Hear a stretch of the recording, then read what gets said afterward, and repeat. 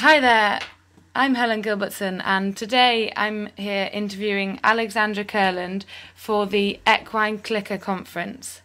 So, Alexandra, you're going to be kicking us off at the dinner the night before the conference with a talk on 70 years of clicker training. Now, a lot of people think clicker training's new, so how are you finding 70 years of it? Tell me a bit more about this. Well, clicker training goes back to B.F. Skinner's work, and I thought that since this weekend is really a glorious opportunity to bring together the clicker community across the UK and Ireland, and hopefully get some people from Europe as well coming to the conference. And it's an opportunity to see what we've all been doing and to inspire one another with some really cool training. I thought it would be useful, before we leap forward and see what we're going to be creating in the future, to take a look at the stepping stones that got us here and where clicker training came from.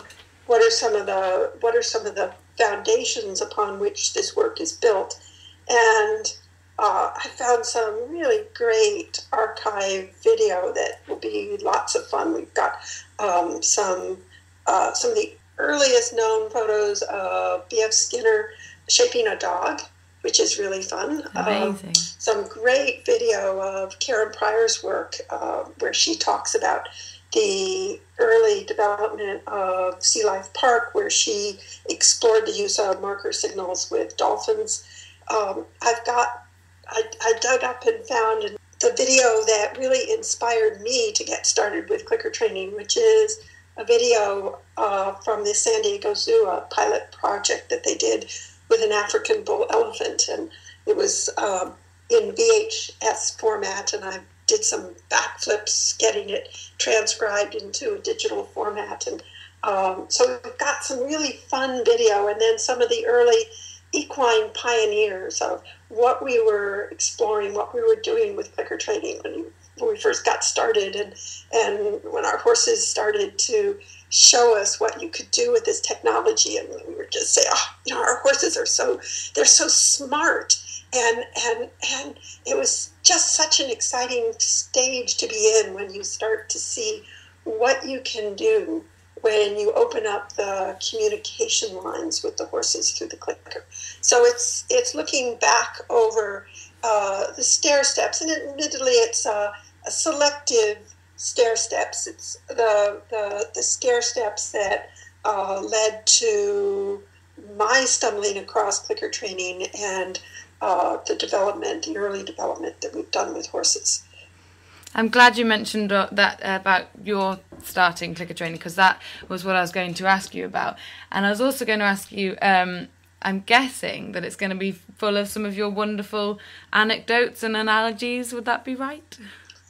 Well, I like telling stories, so I dare say there'll be a few stories sprinkled in the midst that I think we learn through stories. They're fun to share, and over the years I've just met some extraordinary people and their horses, the equine partnerships that I've been so privileged to be able to see and to meet and to get to know. So I dare say there'll be a few stories. I'm glad to hear that. So on to your next talk, which is the Clicker Training Umbrella, a holistic view of clicker training. What's that going to be all about? Well, the evening talk is going to be, let's see what we can do with clicker training, and you'll see some really fun things. And then in the morning, the clicker training umbrella, it's sort of like a magician who shows you the trick, and then, unlike the magician, we're going to show you how the trick was done. So in the morning, I'm going to go through some of the background of the clicker basics and the teaching strategies, which show you how to develop these amazing equine partnerships that I'll be sharing with you. And so we're looking at the clicker basics, how you get started with the clicker training, and then what falls under the clicker training umbrella. So when I first stumbled across clicker training, there weren't other other people out there who were writing about clicker training, giving courses in clicker training.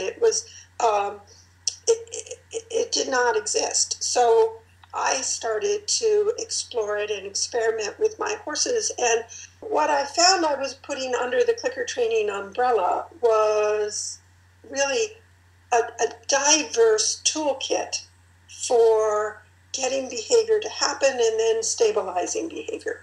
So what we have is not one way of working with a horse, but a variety of teaching strategies. So there's one of the rules of shaping says if one training method isn't working for you, then go find another. And one of the things that is so powerful about clicker training is that it encompasses so many different teaching strategies. And that's what we're going to look at. So people can get often very specialized or very narrow in how they use clicker training. They get very focused in, for example, on the targeting or maybe the free shaping to the exclusion of some of the other ways of shaping behavior. And what I want to look at is the totality of it. So we're really bringing in lots of different teaching strategies that help clicker training to be more powerful and more effective and more all-encompassing. Wow, so you're going to be giving a lot for people to take home with them. The challenge is going to be to pack it all into 45 minutes. Yeah, good luck with that. So it's going to be a very layered, that's been my challenge, is figuring out how do I get all of this great stuff into 45 minutes and have it make sense. But I think I'm getting there. I think I'm figuring it out. I think one of the ways that you can think about this is, for many people, clicker training is just a tool. It's, they have a problem getting a horse onto a trailer, for example, and so they bring out their clicker to solve that. Or their horse is fussing with the farrier, so they bring out the clicker training to work with that. So for them, it is just a tool. And when you're first starting out with clicker training, that's how it begins. It begins as a tool. But then what it becomes is, for me at least, it has become how I organize all my training. And that's why I call it, in the title, a clicker umbrella, because I really do see it like a large umbrella under which everything else can be organized. And it's really looking at, well, what is clicker compatible and belongs under that umbrella, and what is not clicker compatible? So, for example, pressure and release of pressure, negative reinforcement. Well, if you do a knee-jerk reaction to that, you would think, well, that certainly doesn't belong under under the clicker umbrella. We don't want pressure. We don't want that under the clicker training umbrella. But actually, clicker pressure and release of pressure is very compatible as long as it's not escalating pressure, as long as there isn't the do it or else force, threat backing it up. But pressure can be information that helps the horse get to his reinforcement faster. So under that clicker training umbrella, we can continue to use what we as horse people understand and know, which is pressure as a signaling tool. When we ride, we certainly use pressure and release of pressure. We use pressure with our legs, with our seat, with our hands. So how do we make that clicker compatible? And that's the sort of thing that I'm going to be looking at in this talk of what belongs under that clicker training umbrella. What is clicker compatible? What does it mean to be clicker compatible? And what sits outside that umbrella and needs to be reframed, restructured, so that it is horse friendly. There's one of the expressions I use is, just because you're using positive reinforcement does not mean that the animal is having a positive learning experience. So you can use a click and a treat and think, oh, I'm doing a great job, my horse is having a wonderful time. But if your timing is poor, if you're asking for too much too fast, if you're not clear what your criterion are, if you're jumping around in what you're clicking and treating, your horse could be very, very frustrated because he doesn't really know what you want. And so from the learner's point of view, it's not that positive an experience. So what I want to look at under the whole clicker training umbrella is how do I make the learning experience, the interactions that I have with my horse, how do I make them a positive learning experience? And what are the tools under that clicker training umbrella that I have available to me? And what are the teaching strategies that I have available to me to ensure that it's a positive learning experience for me and for my learner, for my horse? So that sounds to me like in your workshop, Pressure It's Not What You Think, you're going to develop on those ideas as well. Is that right? Well, that was clever of us to lead right into that. You did. You made it very easy for me. Thank you. Very easy. I didn't even intend to do it that way. That was very sneaky. Yes, so because I think the understanding of how to use pressure and release of pressure as a clicker training teaching tool is such an important one.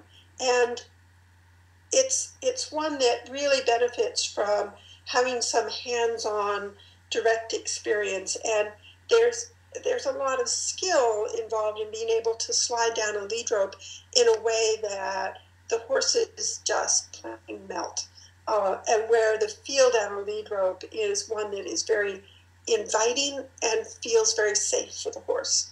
So we're going to begin that exploration in that workshop, and it's a fun one because through the weekend, people are going to be sitting and listening to talks. They're going to be watching horses being worked. But in this workshop, everybody gets to participate. We have lead ropes and we can pair people up, and you get to feel what it feels like from the horse's end of the lead rope. And that's such a great learning experience. So it's one where you get to get up and participate and feel things and learn some new mechanical skills and get a clearer sense of what it's like to actually be the learner, be the horse, and have that perspective on your training. You've obviously worked with a lot of people with this. What is it that you've found, or that you think people think that pressure is? Well, people think pressure is a lot of different things. They have often, in their experience, they have often seen it used as a make it happen, a do it or else. And when you use it as escalating pressure, when there is that underlying threat behind it, it is not clicker compatible. And so if that is your idea of what pressure is, and then you come across someone like myself who is obviously wholly dedicated to clicker training, and I'm talking about pressure and release of pressure, can be quite well, wait a minute, there's a disconnect here. But actually, when you start to see how you can slide down to what I refer to as a point of contact, and you're really shaping on that point of contact, what a very, very horse-friendly teaching tool this becomes. And then there's the magician's misdirection that occurs as well. We're using pressure all the time, but we may not know it. We may not recognize it. So, for example, if I take a target and have my horse bend his nose around to the side so that his neck is bent, and I have him touch the target, and I click and I reinforce that, and I keep moving his nose a little further to the side, at some point the horse is going to take a step. Well, why did he take that step? There's pressure involved in that, and it's the pressure of being out of balance. I may have set it up with a target instead of a lead rope, but it wasn't the target that makes the horse take the step. It is the pressure that comes from his neck muscles beginning to fatigue because his neck is bent. It's the pressure that comes from the feeling of being out of balance and wanting to restore balance. So it's really looking at what are our motivators. Are we looking just at the macro motivators, okay, I have my horse follow a target, or are we becoming more aware of all the subtleties that are involved in our training and really making good use of those subtleties and making sure that we're not thinking that we're, I'll call it sort of on the side of the angels, or I'm just using targeting, but actually for that particular horse, maybe he's got some bone spurs in his foot, and that particular exercise is actually causing discomfort. And so we need to be looking at the whole horse and looking at the tension around his eyes and the tension in his nose and around his nostrils and the little pinning of his ears as he takes that step, because even though we're using targeting and a click and a treat for that particular horse, because he has some issues, some bony changes in his feet and in his legs, that for that particular horse, that kind of exercise becomes unpleasant. So it's really making sure that we are looking at the whole horse and then taking into account all the teaching strategies and what they mean, not just in general, but in specific instances as well. So it sounds to me like you're saying that you can't put things in boxes. You can never say this is this and this is that. There's always going to be grey area. But it also sounds like everyone's going to get an awful lot out of that workshop. And I'm really looking forward to it, for one.